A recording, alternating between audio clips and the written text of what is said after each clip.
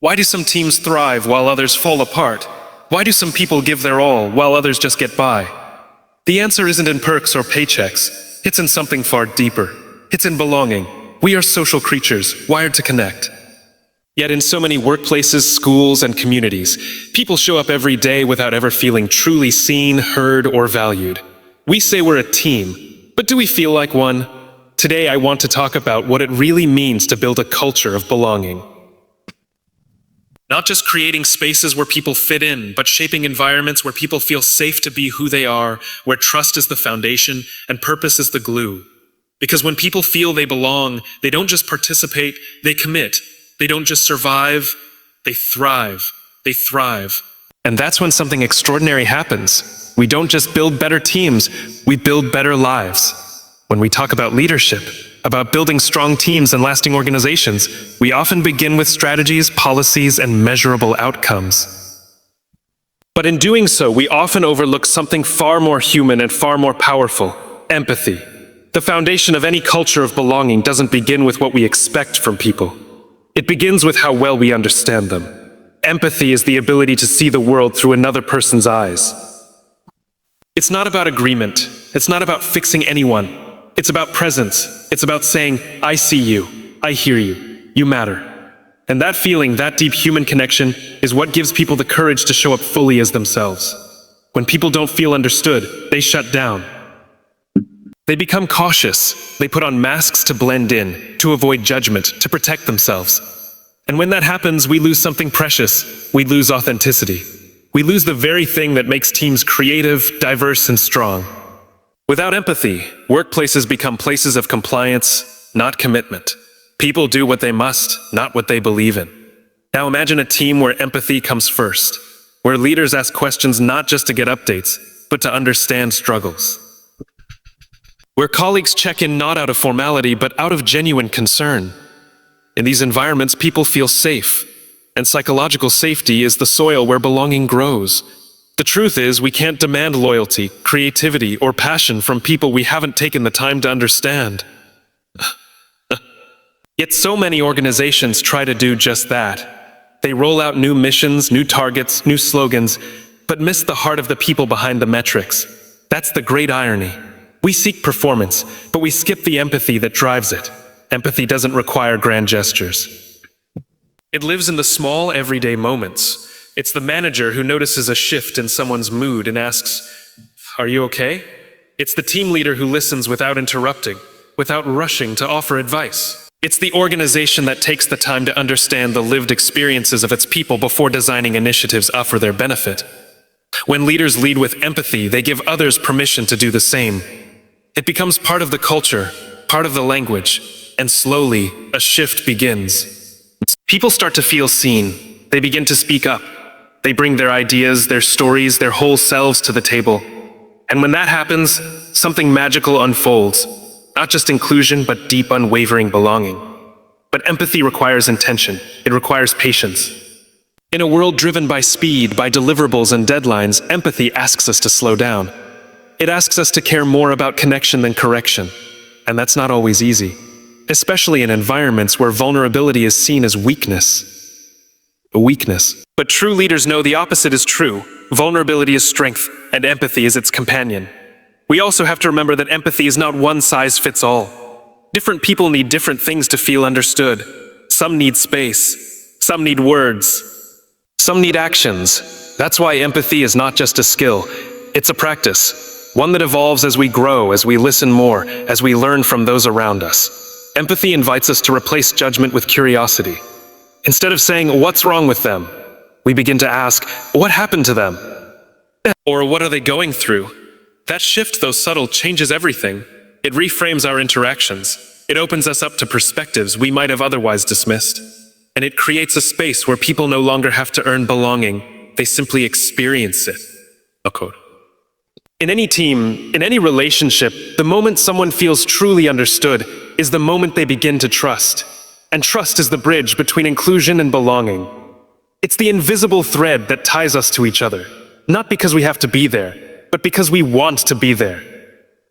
So before we talk about expectations, before we set targets, define roles, or measure outcomes, we must start with empathy. Because only when people feel understood do they feel safe. And only when they feel safe can they truly belong. Every human being, whether in a workplace, a classroom, or a community, carries an invisible need to feel safe. Not just physically, but emotionally and psychologically. This need is so deeply wired into us that when it's unmet, it influences everything. How we speak, how we act, how we contribute. In building a culture of belonging, safety isn't a luxury, it's the starting point.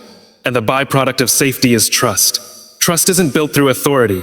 It's not built through rules or policies or job titles. Trust is built through consistent, small acts of care and respect over time. When people feel safe, when they know they won't be judged, ridiculed, or punished for being human, that's when they begin to trust. And when trust is present, belonging naturally follows. In many organizations, people show up and perform, but they hold parts of themselves back. They hesitate to ask questions. They avoid sharing bold ideas. They don't admit when they're struggling. Why? Because the environment doesn't feel safe enough. There's an unspoken fear. If I say the wrong thing, I'll be seen as weak, or if I fail, I'll lose credibility. That fear erodes trust before it even has a chance to grow.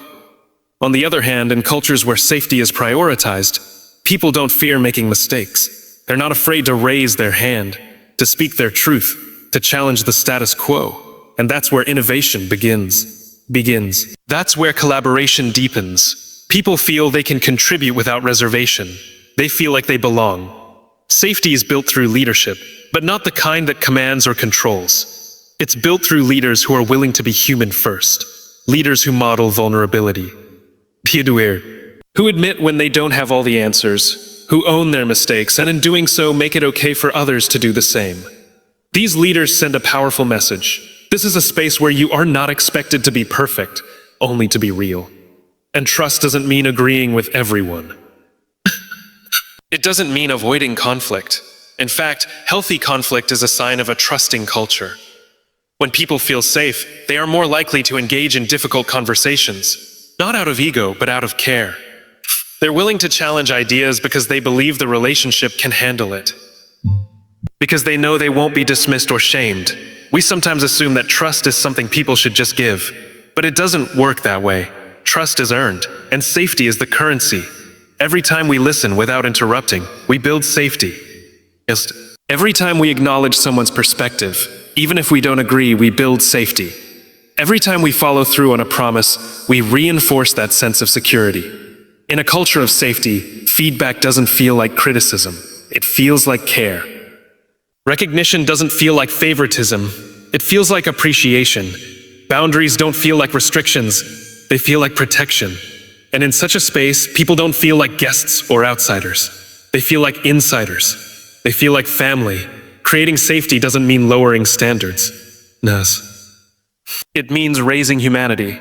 It means holding people accountable while also supporting them. It means creating clear expectations while also inviting open dialogue. It means valuing both performance and well-being. Because people perform better when they feel safe, not when they feel pressured. Safety also means people are free to be themselves, fully, unapologetically, authentically. That includes their identities, their backgrounds, their voices. When someone doesn't have to hide who they are, they're not wasting energy pretending. That energy instead gets poured into meaningful work, into relationships, into creativity. And that's when trust begins to multiply. There is a profound difference between fitting in and belonging. Fitting in is about adjusting ourselves to be accepted. Belonging is about being accepted just as we are, and the only way to move from one to the other is by cultivating a space where safety is felt, not just talked about. A space where people don't fear rejection or ridicule. A space where their presence isn't just tolerated, it's valued. When people feel safe, they don't just cooperate. They care. They don't just follow instructions. They take initiative. They look out for one another. They lift each other up. They lean in when things get tough, because they know that someone would do the same for them. That's the kind of trust that fuels belonging. Not shallow, performative connection, but real, human, soul-deep connection. The kind that changes how we work, how we lead, and how we live. In many organizations, when people talk about belonging, the conversation often turns to policies, diversity training, inclusion metrics, employee handbooks. While these are important tools, they are not the foundation. Belonging doesn't begin with policy, it begins with purpose. It begins with a clear understanding of why we exist, why we come together, and what we believe in as a group. Without purpose, policies are hollow. They may create structure, but they cannot create connection.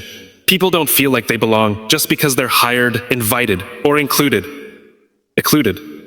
They feel like they belong when they understand that their presence contributes to something meaningful. When they know that who they are and what they do matters to the larger mission. That's the power of purpose. It unites people beyond job descriptions. It gives them something to believe in and something to belong to. Purpose gives people direction. It answers the question, why am I here? When that question is unanswered, people start to drift. They might follow the rules, show up to meetings, complete tasks, but inside there's a disconnect. They might feel like passengers instead of participants, like outsiders even in a crowd. But when purpose is clear, it becomes a beacon. It pulls people together. It says, oh, we are here for a reason, and that reason includes you. One of the most powerful things a leader can do is to remind people of the purpose behind the work. Not the product, not the profit, but the why. The reason we serve, the impact we hope to make, the lives we hope to change. When purpose is communicated consistently and authentically, people stop seeing their work as just a task. They start to see it as a contribution to something bigger than themselves. And that's when they begin to feel they belong. Belonging is emotional. It's about feeling connected, feeling accepted, feeling valued. But emotion is deeply tied to meaning. People want to know that their efforts aren't just being noticed. They want to know they're part of a story that matters. That's what purpose provides. It turns a routine into a ritual. It turns a meeting into a mission. And instead of competing for attention or approval, they begin to collaborate toward a shared vision. In a culture of purpose, inclusion happens naturally. Not because of rules, but because of relevance. People feel needed, not just welcomed. Purpose also creates clarity in the moments when things get hard. Every team, every organization faces challenges, conflict, uncertainty, setbacks. Without purpose, these moments cause people to disengage. But when the purpose is strong, people persevere. They remember why they started. They lean on each other not just out of obligation, but out of shared belief. That sense of shared belief creates a strong sense of identity. And identity is where belonging takes root. Purpose must be more than a statement on a wall. It has to live in the way decisions are made, in the way people are treated, in the way success is defined. It has to show up in the way leaders speak and act. When purpose is real, people can feel it. It becomes the invisible thread that connects the team. It creates alignment, not just in strategy, but in spirit. Too often, organizations focus so heavily on compliance that they forget about connection. They want people to follow the rules, but they forget to explain the reasons. But people don't commit to rules, they commit to meaning. They commit to purpose. They commit when they believe, and belief is what transforms a group of individuals into a united culture. Even in the smallest teams, purpose can be a powerful force. It can shift the way people show up, how they relate to one another, and how they view their role. It can turn everyday moments into meaningful ones. It can make people feel like they're part of something that matters, something they want to protect, nurture, and grow. Because at the heart of belonging is the feeling that we are part of a story worth telling, a mission worth pursuing, a purpose worth showing up for every single day.